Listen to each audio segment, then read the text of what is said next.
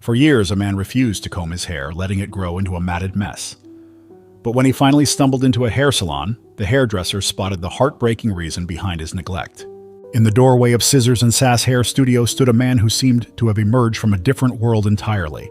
His hair, if it could be called that, was a tangled mass of neglect, cascading past his shoulders in matted clumps. Behind the reception desk, Val's welcoming smile wavered for just a moment before professionalism took over. "Welcome to Scissors Sass. Do you have an appointment?" Ezra Holloway's hands fidgeted with the frayed edges of his jacket. "No, I need a haircut," he mumbled. "I don't want anyone touching my hair," he blurted out, his voice rising. "Just the trimmer around it, please." "I'm Val. Sounds like you're having a rough day. Why don't we start by just talking? No scissors, no touching, just you and me having a chat." Ezra's eyes, wide with panic as if his secret was soon to be exposed, met Val's steady gaze.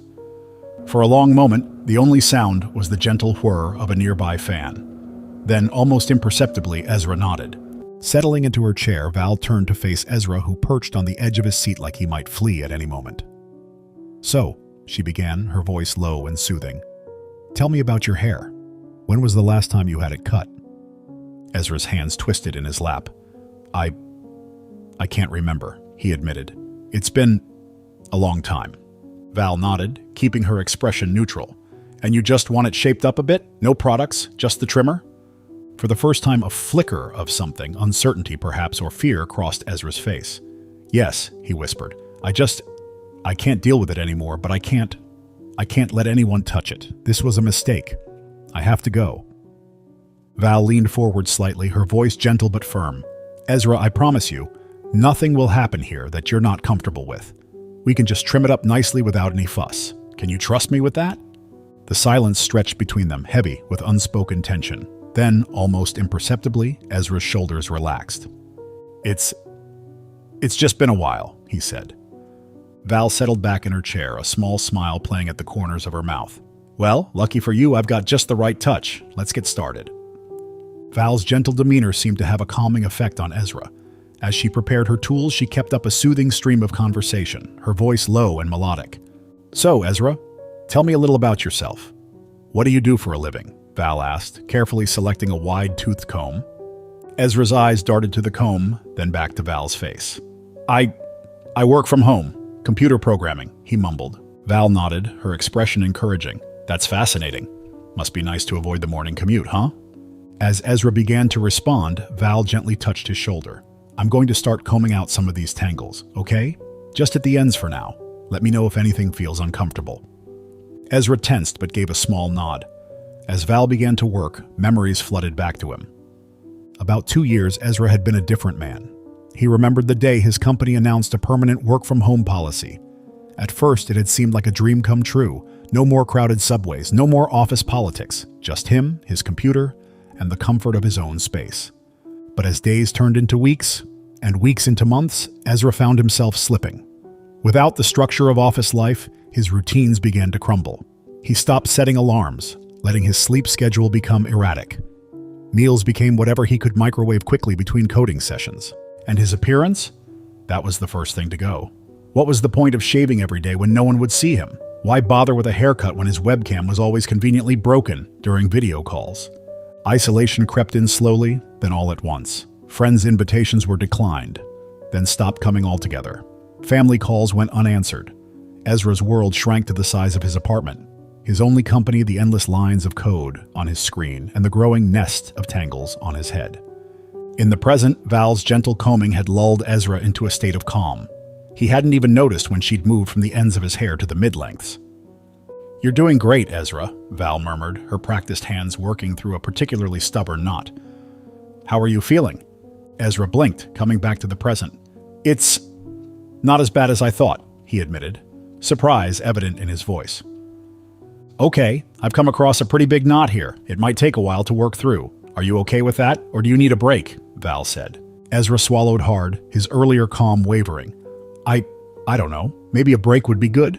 Suddenly remembering that he was concealing something, Val immediately set down her comb. "Of course. Why don't you take a few deep breaths? I can get you some water if you'd like." Ezra nodded gratefully, closing his eyes and inhaling slowly. As he did, Val observed him closely, noting the tension in his shoulders and the slight tremor in his hands.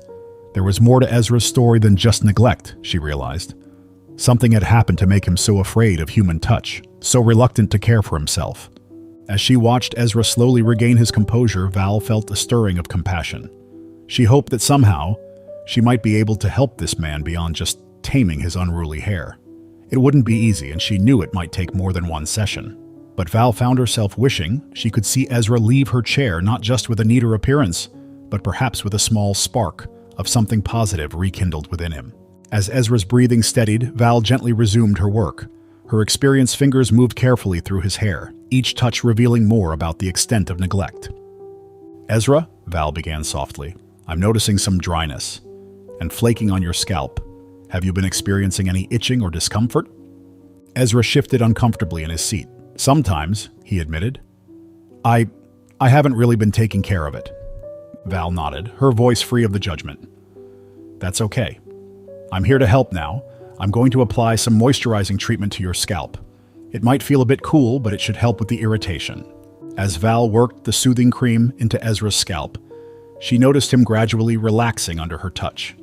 Encouraged, she decided to probe a little deeper. "You mentioned earlier that it's been a while since you've had your hair cut. Can you tell me more about that? What made you decide to come in today?"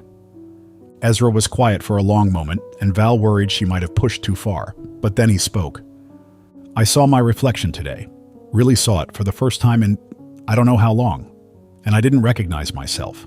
His voice cracked slightly. Val's hands stilled for a moment as she absorbed his words. "What changed, Ezra?" Ezra's shoulders tensed, and for a moment Val thought he might bolt from the chair, but he remained seated. "When I was a kid," he began haltingly, "I had issues with my hair, and my mom used to massage my scalp every night. She'd tell me stories, sing songs. It was our special time together. She got sick when I was 12. Cancer." Ezra's voice was thick with emotion. "Towards the end, she was too weak to massage my scalp, so I'd sit by her bed and brush her hair instead. It was falling out from the chemo, but she said it still felt nice." Suddenly, Ezra's breathing quickened. His eyes darted around the salon as if suddenly remembering where he was, afraid that Val would find out his secret. I can't do this," he gasped, half rising from the chair. Val quickly set down her tools and moved to block his path, not touching him but creating a calming presence. "Ezra, it's okay. You're safe here. Take a deep breath with me, okay? In and out. That's it." "Ezra," Val said gently, "I can't imagine how difficult that must have been for you. Thank you for sharing that with me. Would you like to take a break? We have a quiet room in the back if you need some space." Ezra shook his head, sinking back into the chair. "No, I think I want to continue, if that's okay." Val smiled warmly. "Of course it is. We'll go at your pace." As Val resumed working on Ezra's hair, she noticed a shift in the salon's atmosphere. The other stylists and clients, who had been casting curious glances their way, now moved with deliberate quietness, creating a cocoon of calm around Ezra's chair. Another stylist approached with a steaming cup of herbal tea, setting it on the counter near Ezra. "Thought you might like something soothing," she said with a gentle smile before retreating. Ezra's eyes widened slightly at the unexpected kindness. He reached for the cup with trembling hands, inhaling the calming aroma. As the afternoon wore on, Val worked patiently through the tangles in Ezra's hair, each snip of her scissors seeming to lift a weight from his shoulders. The salon had become more than just a place for a haircut. It had transformed into a safe space, where Ezra could begin to shed the layers of isolation and neglect he had wrapped around himself. Between gentle questions and comfortable silences, Val pieced together more of Ezra's story. The loss of his mother had left a void that he had never quite figured out how to fill.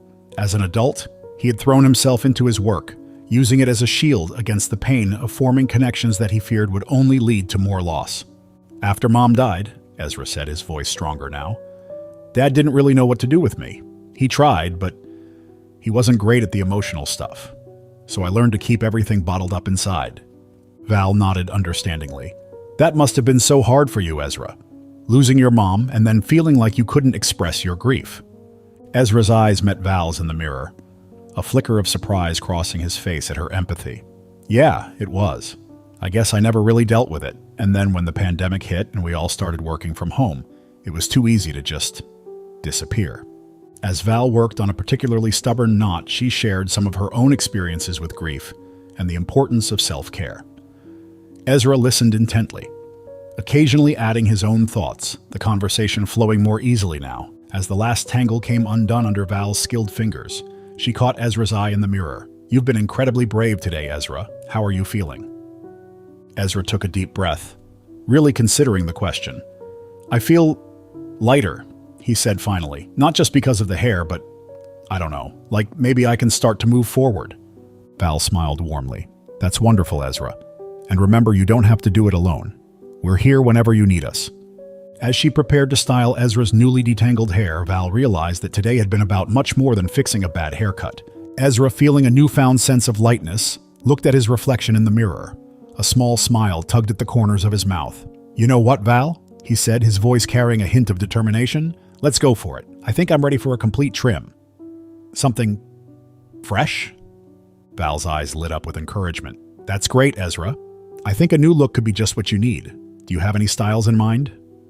"Let's bring the hair down," Ezra replied. Val's excitement was palpable as she began the trim. Her scissors glided through Ezra's hair, years of tangled memories falling to the floor with each snip. As she moved towards the left side of his head, Ezra suddenly tensed. "Wait," he said, his voice tight with anxiety. I need to tell you something. No one knows this, and I'm ashamed of it." Val immediately turned off the trimmer. "What is it, Ezra?"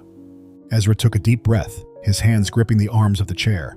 I have a bald spot. It's why I couldn't bear to touch my hair for so long." Val's expression softened with understanding. "Oh, Ezra, thank you for telling me." Ezra's voice trembled as he spoke. "It was the main reason my mom massaged my scalp regularly as a kid. She made me understand it wasn't anything to be worried about. But the teasing, it was relentless. As I got older, I was always terrified it would get worse, that more of my hair would fall out." He paused, swallowing hard. "Few weeks into the lockdown, I noticed more hair coming out when I showered. I was so scared that if I combed or washed my hair, it would all fall out, revealing the bald spot to everyone. So I just stopped, let it grow wild. It was easier to hide behind the mess than face the possibility of everyone seeing my flaw." Val listened intently, her heart aching for the pain and insecurity Ezra had been carrying all these years. She had finally gotten an understanding of the heartbreaking reason why Ezra refused to comb his hair. "Every time I thought about getting a haircut," Ezra continued, "I imagined the stylist's clippers revealing my secret to everyone in the salon. I couldn't bear the thought of those childhood taunts starting all over again." Val gently placed a hand on Ezra's shoulder. "Ezra, thank you for trusting me with this. Your feelings are valid, and I understand why this has been so difficult for you. But I want you to know that you're safe here. There's no judgment, only support." She moved to face Ezra, meeting his eyes. "Would you like me to check the area for you? We can assess it together and decide on the best way to proceed. Remember, this doesn't define you. You're so much more than a patch of hair or lack thereof." Ezra hesitated for a moment, then nodded slowly. As Val carefully began to examine the left side of Ezra's head, there was a palpable shift in the air. This wasn't just a haircut anymore. It was a journey towards self-acceptance, a step into vulnerability that held the promise of healing. With each gentle touch, Val wasn't just assessing Ezra's hair, she was helping him confront a fear that had controlled him for far too long. "Okay, Ezra," Val said softly, her voice calm and reassuring. "I've checked the area. The bald spot is there, but it's not as noticeable as you might fear. I have some ideas on how we can work with it to create a style that you'll feel confident wearing. Are you open to trying something new?" Ezra hesitated for a moment, then nodded slowly. "I trust you, Val," he said. Val smiled warmly. "I'll take good care of you." With skilled hands and a compassionate heart, Val began to work her magic. She carefully trimmed and styled Ezra's hair, using techniques to minimize the appearance of the bald spot while creating a look that was both modern and flattering. Throughout the process, she kept up a gentle stream of conversation, helping Ezra relax and even managing to coax a few smiles from him. As she made the final adjustments, Val could see the tension in Ezra's shoulders begin to ease. The man in the chair was slowly transforming, not just in appearance, but in spirit as well. Finally, after what seemed like both an eternity and no time at all, Val stepped back, a warm smile spreading across her face. "All right, Ezra. Are you ready to see the new you?" Ezra took a deep breath, his hands gripping the arms of the chair tightly. "As ready as I'll ever be," he said, his voice a mixture of nervousness and anticipation. Val slowly turned the chair to face the mirror. Ezra's eyes widened as he took in his reflection. Gone was the wild, unkempt mane that had been his shield for so long. In its place was a stylish, modern cut that accentuated his features. I can't believe it, Ezra whispered, reaching up to touch his hair tentatively. Is that really me? Val nodded, her eyes twinkling. That's all you, Ezra. What do you think? A small smile tugged at the corners of Ezra's mouth. I look good, really good. I feel like I can face the world again. That's because you can, Val said firmly. As Ezra prepared to leave, Val placed a gentle hand on his shoulder. Remember, Ezra, your worth isn't in your hair, it's in your heart, your resilience, your ability to face your fears. You've taken a huge step today and you should be proud of yourself. Ezra nodded, straightening his shoulders as if shedding an invisible weight. As he walked out of the salon, there was a new spring in his step, a glimmer of hope in his eyes that hadn't been there when he arrived. Val watched him go, a sense of fulfillment washing over her. This was why she loved her job. It wasn't just about cutting hair, it was about cutting through the barriers people built around themselves, helping them rediscover their confidence and self-worth. Have you ever experienced a life-changing moment in an unexpected place? Share your story below. Don't forget to subscribe for more heartwarming tales.